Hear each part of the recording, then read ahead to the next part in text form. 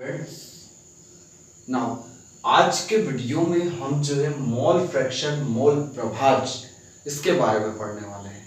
बहुत important topic है।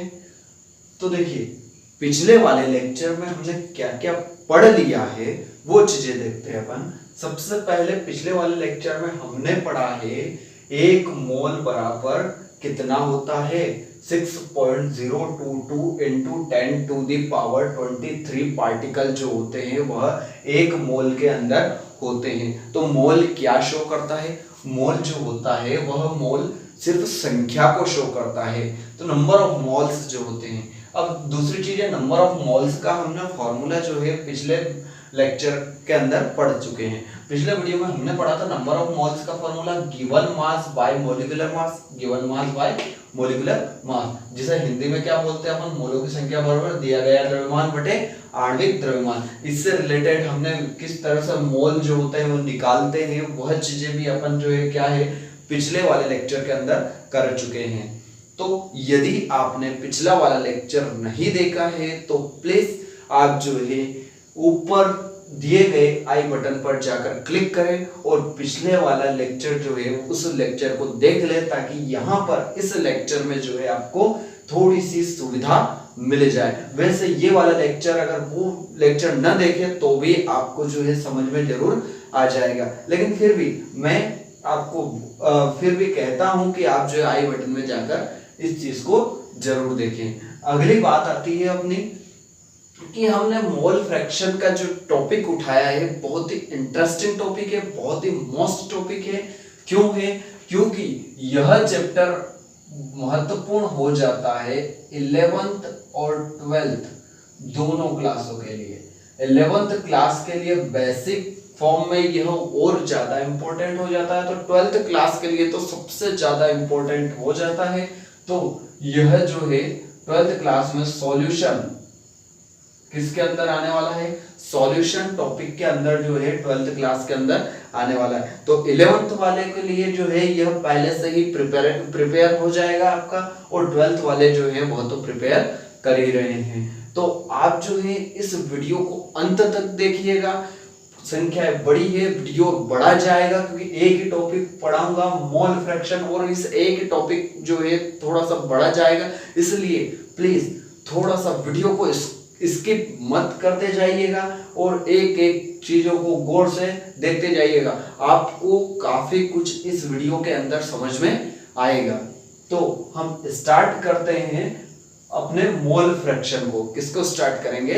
Mole fraction को। मोल फ्रैक्शन स्टार्ट करने से पहले मैं आपको बता देता हूं कि 12th क्लास के कुछ वीडियो अपलोड कर चुका हूं मैं, जिसमें मैंने बताया था कि सॉल्यूशन जो होता है, कोई भी विलयन होता है, वो दो चीजों से मिलकर बना होता है।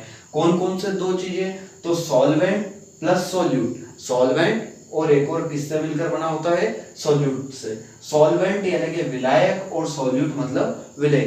जब विलयन बाइनरी यानी द्विअंगी हो, जब विलयन द्विअंगी हो तो ऐसी कंडीशन में सॉल्यूशन जो होता है वह सॉल्यूशन दो चीजों से मिलकर बना होता है। एक तो सॉल्वेंट होता है, दूसरा कौन सा होता है? सॉल्यूट होता है। सॉल्वेंट और सॉल्यूट। तो आइए स्टार्ट करते हैं मोल फ्रैक्शन को। मैं हूं पवन विश्वकर्मा और आप देख रहे हैं पीवी सर की। आप जो है कॉपी पेन लेकर बैठे हुए होंगे, क्योंकि मैं जब भी वीडियो लेकर आता हूं हमेशा कॉपी और पेन के लिए जरूर कहता हूं, क्योंकि हमें नोट डाउन जो है इन चीजों को करते रहना है, ताकि हम हमारे नोट्स एक अच्छे से सिस्टमैटिक तरीके से बना सके। तो 11th हो या 12th हो, सभी के लिए डेफिनेशन वह की वही रहेगी जो कि मैं लिख रहा हूं। देखिए, मोल फ्रैक्शन क्या होता है? एक रेशियो होता है। किसका रेशियो होता है? नंबर ऑफ मोल्स का।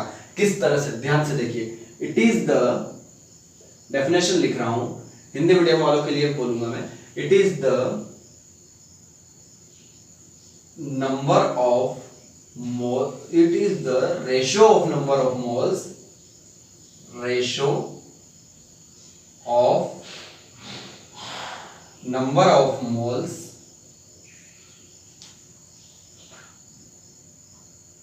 Of one component. मैंने बताया था आपको कितने कंपोनेंट होते हैं टोटल होते थे आपके दो कंपोनेंट। सॉल्यूशन के कितने कंपोनेंट होते थे? दो। कौन कौन से, एक तो सॉल्वेंट होता था, एक और दूसरा कौन सा होता था आपका, सॉल्यूट होता था। तो क्या होता है, it is the ratio of number of moles of one component. अब वन कंपोनेंट किससे रेशियो होगा, to the number of moles of all component present इन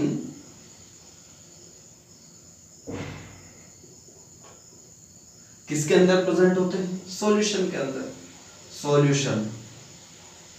तो मैं इसको डायरेक्टली SOL ऊपर N, इसको सॉल्यूशन, ये शॉर्ट फॉर्म है सॉल्यूशन का। तो इस तरह से देखिए क्या होता है, तो मोल फ्रैक्शन क्या होता है, तो मोल फ्रैक्शन एक रेशियो है, किस किस का, it is the ratio of number of moles of one component, एक कंपोनेंट का किससे, ऑल कंपोनेंट, जो सॉल्यूशन के अंदर जितने भी कंपोनेंट है उन सभी का एक रेशियो होता है, उन सभी का जो है एक क्या होता है, एक रेशियो होता है। अगर हिंदी मीडियम के लिए अगर बोला जाए तो मोल फ्रैक्शन क्या है, मोल प्रभाज क्या है, मोल भिन्न क्या है, मोल अंश क्या है, सभी एक ही नाम है। तो ये क्या होते हैं, लिख लीजिएगा, किसी विलयन के भीतर उपस्थित एक घटकों के मोलों की संख्या और कुल घटकों के मोलों की संख्या के अनुपात को मोल प्रभाज कहते हैं। एक घटकों के मोलों की संख्या और कुल घटकों के मोलों की संख्या के अनुपात को ही मोल प्रभाज कहते हैं। एग्जाम्पल से आपको समझ में आने लग जाएगा। ध्यान से देखिए अब थोड़ा सा, इट इज डिनोटेड बाय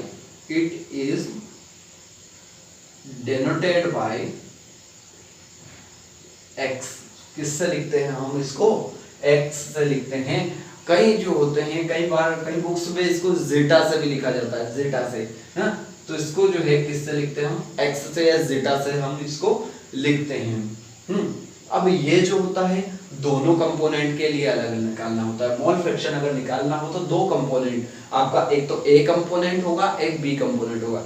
जो सॉल्वेंट है उसको मैं हमेशा से A कंपोनेंट मानता हूँ, जो सॉल्यूट होता है उसको मैं हमेशा से कौन सा कंपोनेंट मानता हूँ, B कंपोनेंट में इसमें मानता हूँ। तो क्या होता है कि मैं ये वाली डेफिनेशन अगर आपने लिख ली हो तो मैं इसे जो है रफ कर दूं, अदरवाइज आप जो है इसका स्क्रीनशॉट ले लें।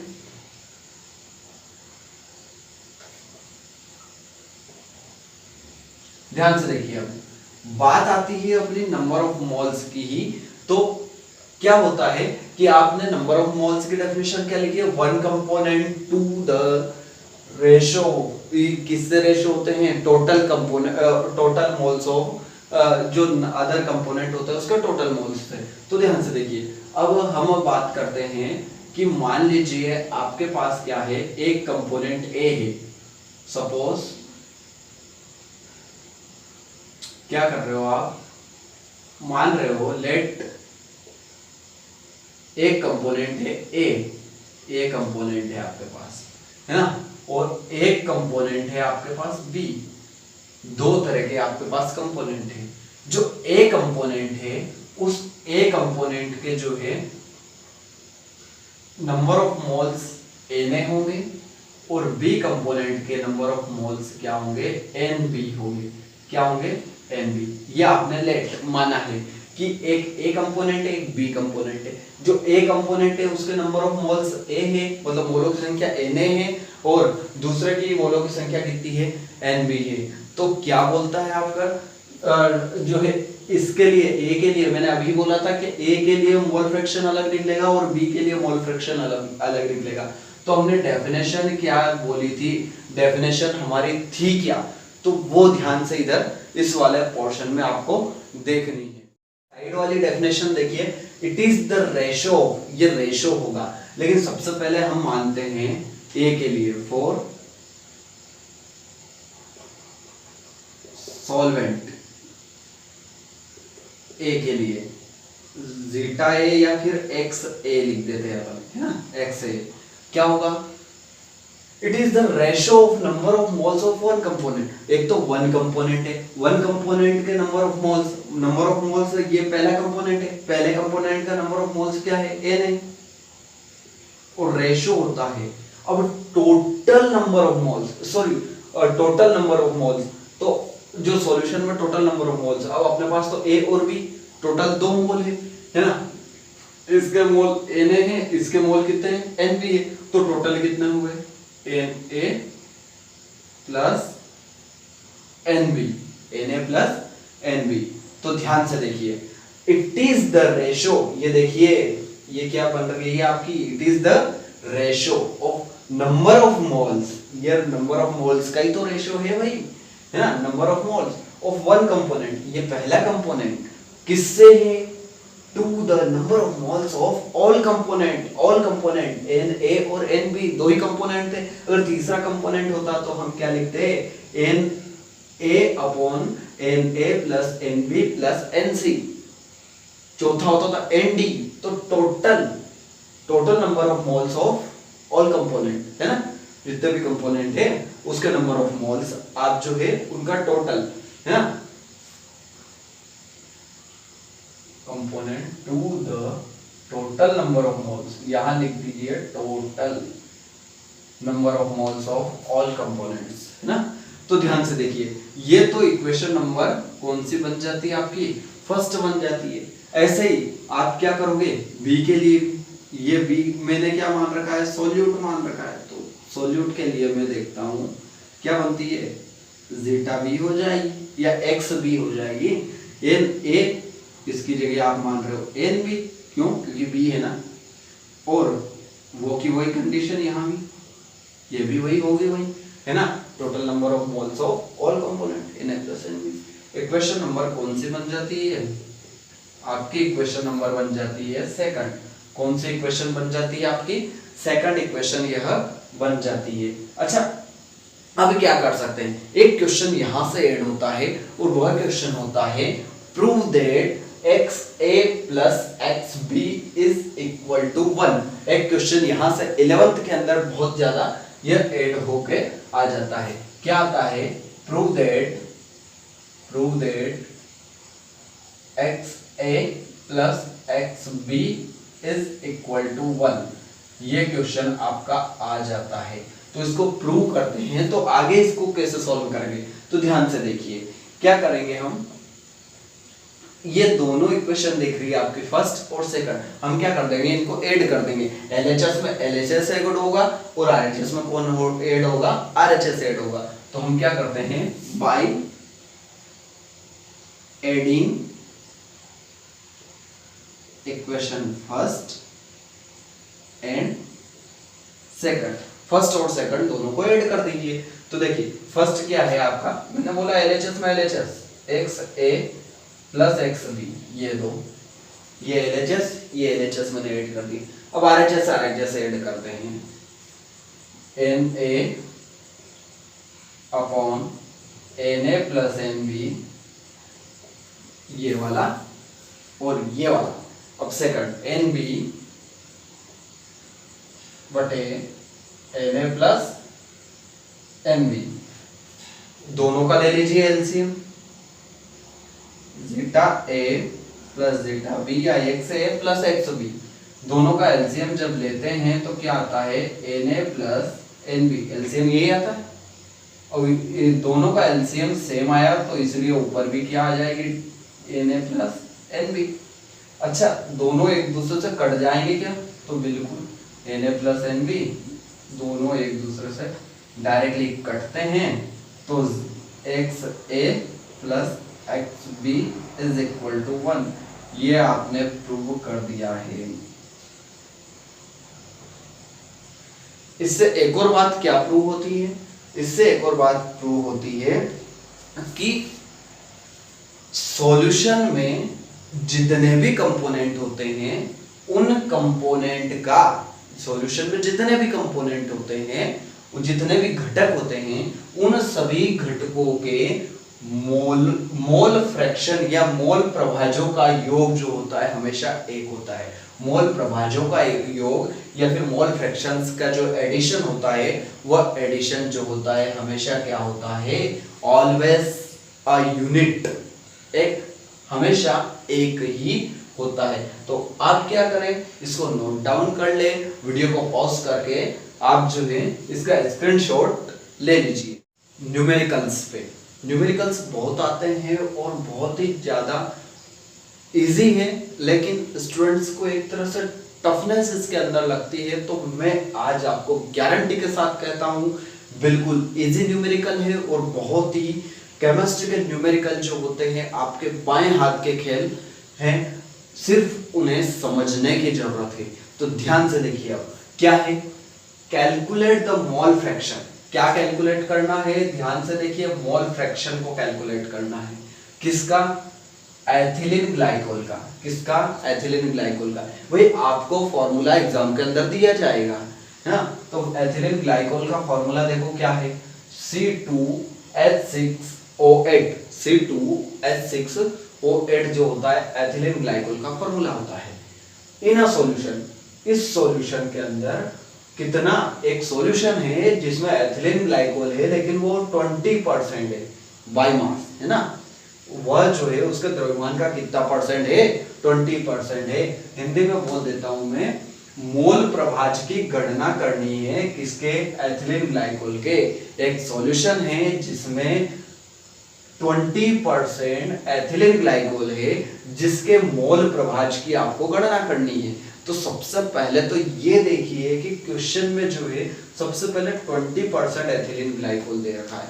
मैंने दो टर्म और कंडीशंस बताई थी कि सबसे पहले ये होती है कि सॉल्यूशन जो होता है वह बाइनरी हो सकता है या फिर टर्शरी भी हो सकता है। तो ये बाइनरी होगा, लेकिन बाइनरी होगा ये माने कैसे, हमारे पास तो एथिलीन ग्लाइकोल है, एक और कंपोनेंट कहाँ है, क्योंकि दो कंपोनेंट होने चाहिए, Na और Nb। तीन भी हो सकते हैं लेकिन अपने पास तो एक ही कंपोनेंट है। तो जहां ऐसा कोई प्रॉब्लम आ जाए वहां हमेशा याद रखिए, एक अगर एथिलीन ग्लाइकोल दे रखा है, अब दूसरा क्या होगा, तो दूसरा जो है डायरेक्टली बाय मास दे रखा है, तो दूसरा डायरेक्टली उसमें सॉल्यूशन क्या होगा, सॉल्यूशन जो होता है उसमें वाटर होगा। क्या होगा, उसके अंदर वाटर होगा, मतलब वाटर के अंदर 20% कुछ नहीं है, मतलब वहां वाटर है। वाटर के अंदर, पानी के अंदर जो है, जल के अंदर 20% जो है एथिलीन ग्लाइकोल मिला हुआ है। इस चीज को याद रखिएगा। तो ध्यान से देखिए अब 20% का मीनिंग क्या होता है, 20% का मीनिंग होता है कि एथिलीन ग्लाइकोल जो है वह 20 ग्राम है। कितने ग्राम है, एथिलीन ग्लाइकोल C2H6O8 जो है वह वेट ऑफ, ये वेट है इसका, C2H6O2 का वेट है कितना ग्राम, 20 ग्राम। तो बचा कौन आपका, वाटर। अब मैंने बोला था दूसरा कंपोनेंट जो है आप डायरेक्टली किसको मान लोगे, कुछ नहीं दे रखा है मतलब आप वाटर को मान लोगे। तो वेट ऑफ वाटर का H2O फॉर्मूला होता है जो कि 20। अब 100 ग्राम टोटल सॉल्यूशन, 100 माइनस 20, कुछ नहीं दे रखा है मतलब 100 ग्राम है वो। 100 में से 20 निकालोगे तो कितने ग्राम बच जाएगा आपके पास, 80 ग्राम वाटर बच जाएगा।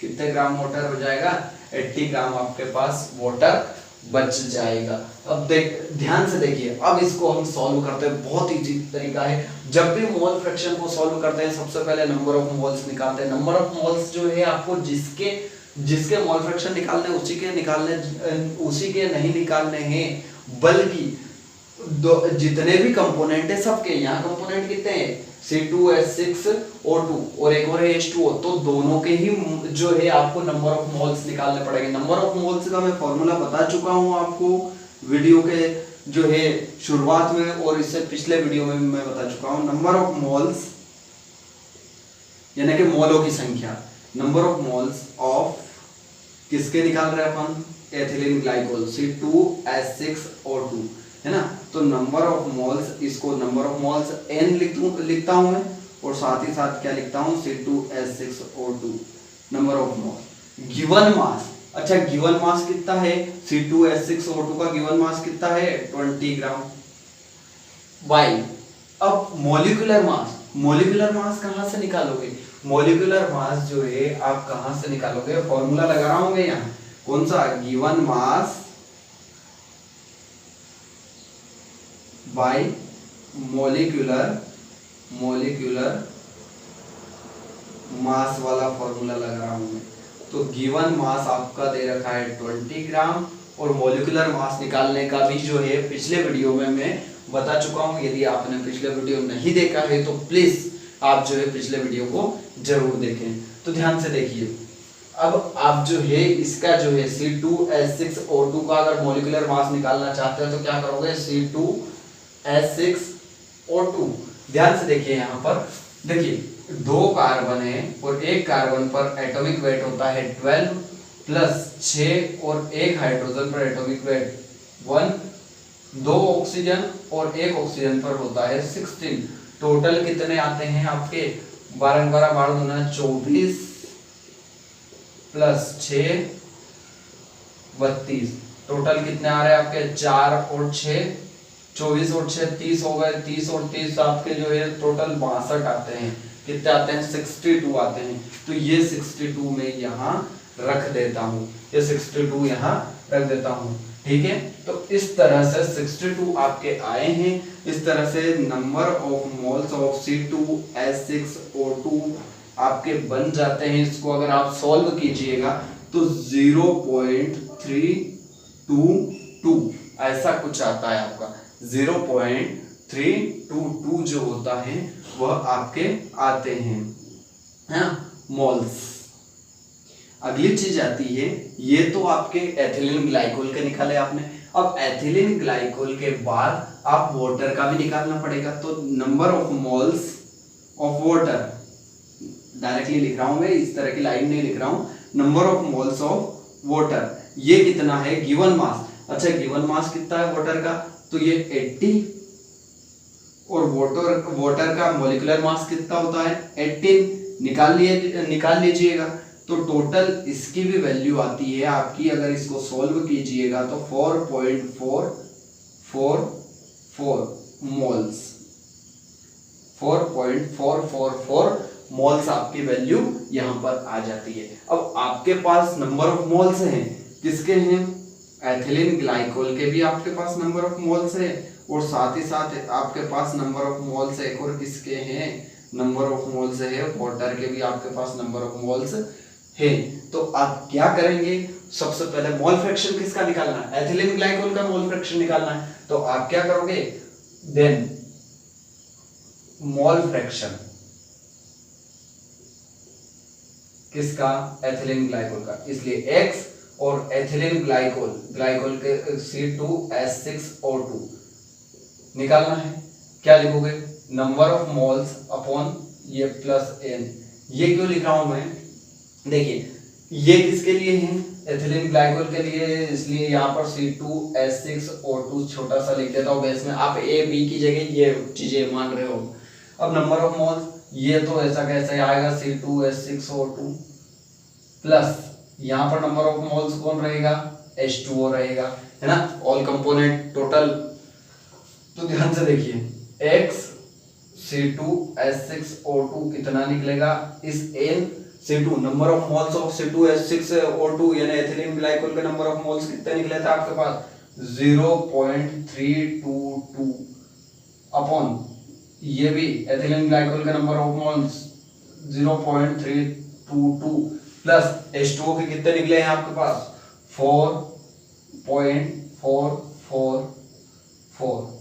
टोटल कितने आ जाते हैं आपके पास X C2H6O2 0.322 ऐसा का ऐसा ही। इनका जब एडिशन करते हो आप क्या करोगे, इनका जब एडिशन करोगे तो आपके पास आएंगे ये 4 का 2 में एडिशन करोगे तो आपके पास 6, 4 का 2 में 6, 4 का 3 में तो 7 आते हैं आपके 0.4, ये आपके पास आएंगे। आप इसको पॉइंट को हटाएंगे तो आपके पास जो होते 100/100 होगा वो एक दूसरे से चले जाएंगे। जब इसको सॉल्व करोगे ना तो सॉल्व करने पर आपको जो है आंसर आएगा 0.068। अच्छा, अब यहां मैं यूनिट नहीं लगा रहा हूं। क्यों नहीं लगा रहा हूं? तो इसका रीजन देख लेना, इसमें यूनिट क्यों नहीं लगा रहा हूं, क्योंकि मोल फ्रैक्शन जो होता है यूनिट लेस होता है। इस चीज को याद रखिएगा, मैंने बोला था कि बहुत चीजें सीखने को मिलेगी। यूनिट लेस होता है मोल फ्रैक्शन, याद रखिएगा क्या होता है, यूनिट लेस होता है, इकाई विहीन होता है। तो ये आपका आंसर आता है। इस का आप जो है क्या कर लें, स्क्रीनशॉट ले। आपके पास क्या आया है, कैलकुलेट द मोल फ्रैक्शन। यहां पर भी आपको क्या कैलकुलेट करना है, मोल फ्रैक्शन। किसका मोल फ्रैक्शन कैलकुलेट करना है, वाटर का। वाटर का मोल फ्रैक्शन कैलकुलेट करना है, वहां इथाइलिन ग्लाइकोल का था, अब वाटर का है। इन द मिक्सचर, अब किन किन का मिक्सचर है ध्यान से देखना। एक तो 12 ग्राम किसका है, 12 ग्राम वाटर है। कितने ग्राम वाटर है, 12 ग्राम। 10 ग्राम क्या है, एसिटिक एसिड है। 10 ग्राम क्या है, एसिटिक एसिड। और 92 ग्राम क्या है, 92 ग्राम है आपका ethyl alcohol. Ethyl alcohol C2H5OH वो आपके पास है। तो सबसे पहले मैंने क्या बोला था, अब यहाँ 3 कंपोनेंट है, तीनों कंपोनेंट के आपको क्या निकालने पड़ेंगे, नंबर ऑफ मोल्स निकालने पड़ेंगे। तो हम जो है पूरी ये चीजें न लिखते हुए क्या करेंगे, डायरेक्टली, नहीं तो आपको लिखना पड़ेगा। आपको वैसे लिखना है गिवन क्या क्या दे रखा है आपके पास, तो 12 gram water, 10 gram acetic acid, 92 gram ethyl alcohol, ये सब लिखने पड़ेंगे। लेकिन अपन डायरेक्टली नंबर ऑफ मोल्स में निकाल रहा हूँ। वैसे आप जो है नोट बनाइएगा, उसमें जरूर लिखिएगा। तो हम डायरेक्टली क्या निकाल रहे हैं, नंबर ऑफ मोल्स, है ना। किस किस के निकाल रहे हैं, ये सभी के लिए कॉमन लाइन रहेगी, इसलिए मैं डायरेक्टली ऐसे कैसे लिखा रहा हूँ। नंबर ऑफ मोल्स किसके लिए है, नंबर ऑफ मोल्स अब सबसे पहले वाटर के लिए, H2O के लिए। H2O का गिवन मास कितना है, given mass by molecular mass. Given mass कितना है, 12 बाय मॉलिक्यूलर मास। H2O का मॉलिक्यूलर मास कितना होता है, 18। अभी हाल हमने सॉल्व किया है। तो 12 बाय 18 जब मॉलिक्यूलर मास होता है, तो ये आपके पास इसका आंसर आता है 0.666 मोल्स। 0.666 मोल्स आपके पास आंसर आ जाता है। इसी तरह से नंबर ऑफ मोल्स जो होते हैं हमको अगले निकालने हैं। तो नंबर ऑफ मोल्स किसके निकालने हैं अगले, तो एसिटिक एसिड के। तो नंबर ऑफ मोल्स, ये लाइन कॉमन है, मैं डायरेक्टली निकाल रहा हूं, number of moles of acetic acid. Acetic acid का फॉर्मूला होता है CH3COOH, ये फॉर्मूला होता है। अच्छा, गिवन मास, गिवन मास कितना है एसिटिक एसिड का, 10। और इसके बटे में क्या होगा, मॉलिक्यूलर मास। तो CH3COOH का जब मॉलिक्यूलर मास आप निकालोगे तो वो आएगा आपका 60। कितना आएगा, 60। एक जीरो से एक जीरो गई, जब 1/6 में आप जो है क्या करोगे, 1/6 को अगर जो है डिवाइड करोगे तो आपके पास वैल्यू आएगी 0.166 मोल्स, ये आपके पास वैल्यू आएगी। अगला थर्ड वाला है आपका 92 ग्राम इथाइल अल्कोहल। 92 ग्राम जो है आपके पास इथाइल अल्कोहल है। तो ध्यान से देखिए, 92 ग्राम इथाइल अल्कोहल है, तो नंबर ऑफ मोल्स जो होता है इथाइल अल्कोहल का क्या होता है, फॉर्मूला C2H5OH। ये है आपका नंबर ऑफ इथाइल अल्कोहल का फॉर्मूला। जब इथाइल अल्कोहल का ये फॉर्मूला हम लिखते हैं तो ध्यान से देखिए, ये आ जाता है आपका 92 बाय इसका C2H5OH का आपका बनता है टोटल 42 समथिंग, ये बनता है 46 बनता है। कितना बनता है, 46 आपका यहाँ बनता है। टोटल अगर आप इनको जो है डिवाइड करोगे तो 46 तो ये आता है आपका 2। कितना आता है, 2 मोल्स आता है। कितना मोल्स आता है, 2 मोल्स आता है। क्या करोगे, अब आप मोल फ्रैक्शन निकाल रहे हो। क्या निकाल रहे हो, मोल फ्रैक्शन। मोल फ्रैक्शन के लिए मैंने बताया था कि सबसे पहले तो जो होता है किसका निकालना, अपने को वाटर का निकालना है। इनका तो दोनों का निकालना नहीं है, तो mole fraction of water, mole fraction of water. तो मोल फ्रैक्शन ऑफ वाटर मतलब XH2O आपको निकालना है। तो सबसे पहले आप क्या लिखोगे, number of moles of H2O by number of moles of H2O plus all component. तीन कंपोनेंट है हमारे पास, number of moles of C2H5 sorry CH3, second तो CH3 COOH plus number of moles of C2H5OH। अच्छा क्या आएगा आपके पास नंबर ऑफ मोल्स ऑफ, ये आपके H2O के नंबर ऑफ मोल्स कितने हैं 0.666 by number of moles of H2O, हाँ वही है 0.666 plus number of moles of CH3CO acetic acid के कितने हैं 0.166 प्लस आपके पास number of moles of C2H5OH के कितने हैं 2 हैं। तो टोटल क्या बन जाता है आपका XH2O इज इक्वल टू 0.666 और ये बन जाता है आपके पास 6 6 12 तो 6 6 12 13 14।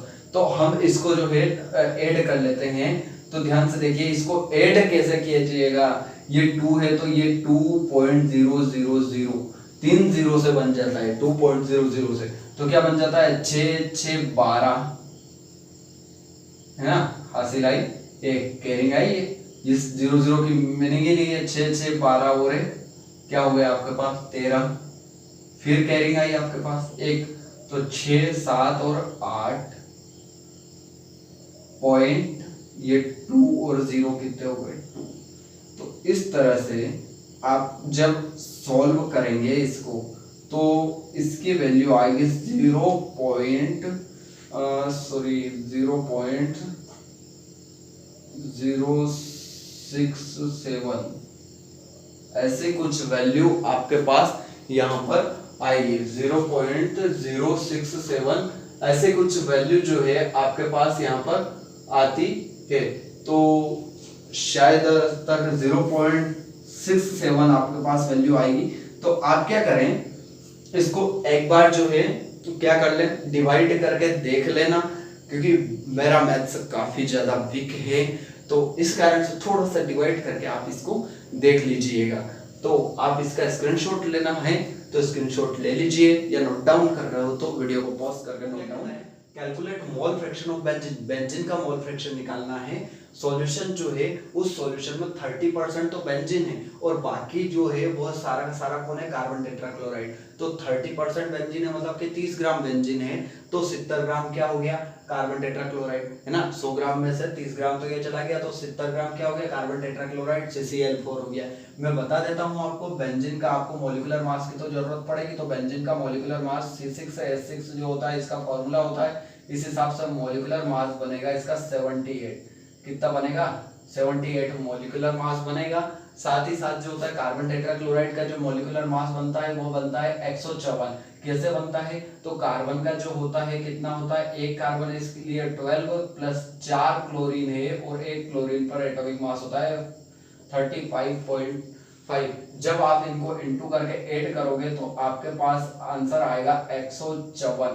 कितना आएगा 154 जो है आपके पास आंसर आएगा। तो इस तरह से ये मॉलिक्यूलर मास मैंने दोनों लिख दिए हैं। अब हम निकालते हैं इसके नंबर ऑफ मोल्स। तो number of moles of, directly मैं लिख रहा हूं नंबर ऑफ मोल्स। अब किसके नंबर ऑफ मोल्स निकालेंगे हम, पहले बेंजीन के। तो बेंजीन का जो नंबर ऑफ मोल्स तो N और बेंजीन का C6H6। अच्छा कितना निकलेगा बेंजीन का नंबर ऑफ मोल्स, तो 30 गिवन मास 30 है और मॉलिक्यूलर मास 78।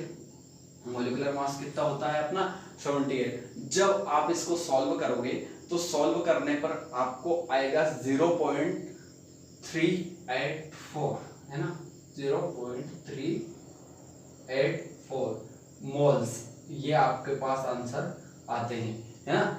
एक बार आप जो है घर पर बैठकर आराम से इनको जो है क्या करें, सॉल्व करने की कोशिश करें। अगला है नंबर ऑफ मोल्स। अब एक और क्या दे रखा है मुझे, कार्बन टेट्राक्लोराइड जो कि कितने, ये 30 ग्राम है तो वो कितना ग्राम हो गया, कितने ग्राम हो गया CCl4 70 ग्राम। इसलिए टोटल मास कितना है 70 बाई इसका जो है मॉलिक्यूलर मास कितना निकाला था आपने 154।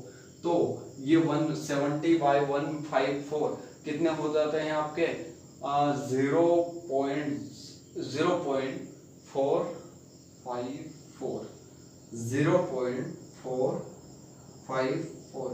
आप क्या कर लीजिएगा, इनको ऐड थोड़ा सा ध्यान से देख लीजिएगा, हो सकता है कहीं ना कहीं आंसर में गड़बड़ी हो सकती है। तो ध्यान से देखिए, इस तरह से आपके नंबर ऑफ मोल्स निकल जाते हैं। अब आती है मोल फ्रैक्शन की बात। तो मोल फ्रैक्शन जब निकालते हैं तो मोल फ्रैक्शन किसका निकाल रहे हैं हम, बेंजीन का। बेंजीन का मोल फ्रैक्शन क्या बोला उसने, तो मोल फ्रैक्शन ऑफ बेंजीन, है ना। तो मोल फ्रैक्शन ऑफ बेंजीन जब निकालते हैं तो X और C6H6 जब निकालते हैं तो number of moles of benzene C6H6 bye number of moles of benzene plus number of moles of क्या आएगा, कार्बन टेट्राक्लोराइड CCl4। तो क्या आ जाएगा, C6H6 और ये C6H6 की वैल्यू कितनी है, ध्यान से देखो 0.384। यहाँ पर भी वही रिपीट करनी है 0.384।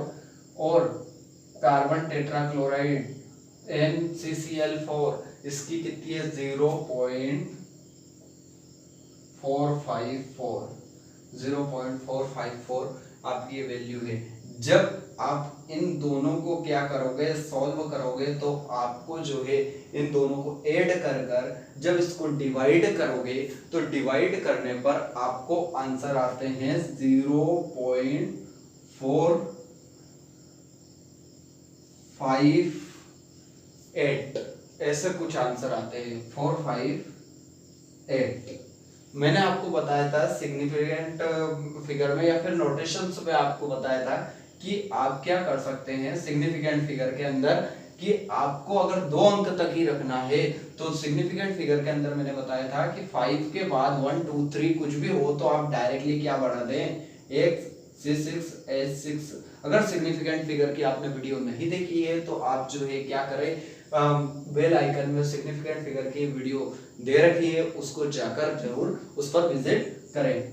अभी इसको जो है हम एक डायरेक्टली बढ़ा देते हैं और 2 अंक तक रख लेते हैं इसको, ये 4 6 एक बढ़ा दिया है मैंने डायरेक्टली, है, तो ये आपका आंसर आ जाता है। तो इसलिए आपने चैनल पर नए हैं और आपने यदि चैनल को सब्सक्राइब नहीं किया है तो चैनल को सब्सक्राइब करके प्लीज बेल आइकन को जरूर दबा देना ताकि हमारे आने वाले लेटेस्ट वीडियो सबसे पहले मिले।